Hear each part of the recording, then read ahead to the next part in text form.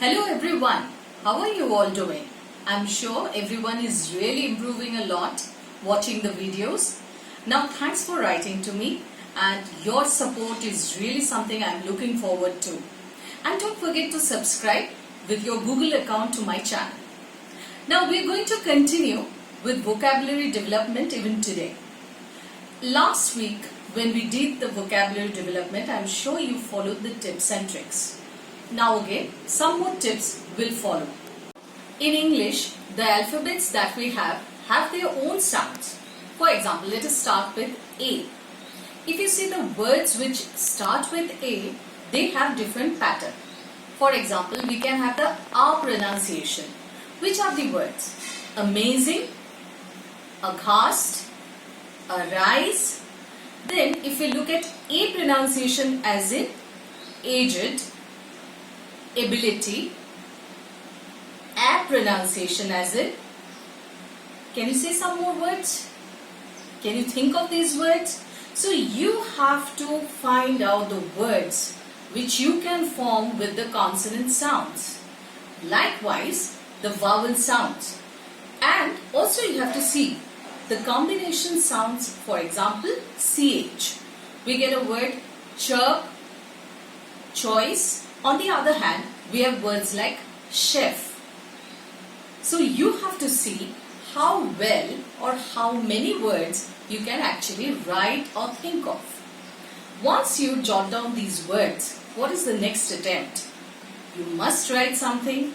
Only when you write, be it any topic, any subject, then you can inculcate these words into common practice. So writing is very, very crucial once you understand or develop your vocabulary. Without writing, if you only think I can memorize, application will lack. So please remember to write. Once you are also writing these words, your next step would be to find the synonyms.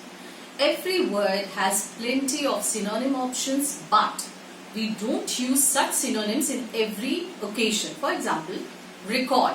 The word record has many applications and meanings. It could be notes, it could be minute. So you have to see how well you can make a sentence with each and every one. Likewise, if you go for the antonyms of the words, you'll again develop some more vocabulary. Vocabulary development is very easy, but you need to understand how to use it. Your daily writing habit should also accompany with all these practices of synonyms, antonyms, then what else? Pronunciations, phonetic, everything once you do. Let us say we do 2 words on a daily basis because we don't have time. But those 2 words you should be able to use by the end of the week. It should be 14 words. So that way develop your vocabulary, concentrate on this task. It's really something important. Next, when we talk about words, something common that we see around. It is our family, our friends, our nature, our behavior, characteristic of a person. These are something we are very well equipped with. So if you give me a topic to write about it, it will be easy for me. Same ways, it will also be easy for you if you pick up such topics rather than talking about world peace or global warming, which are indirectly not related to you. You have to think a lot when you write. But if you're thinking about all around you, there are plenty of topics. It could be the best dress that you bought, the best party that you attended, anything of your choice. That way you inculcate the habit of writing. Once you write, I'm sure the first draft would be something very mundane, very simple. Try to replace those words with the vocabulary that you have learnt. That way, your learning improves. And you can also be happy with the output that you see. This is the way you have to develop your lingua franca.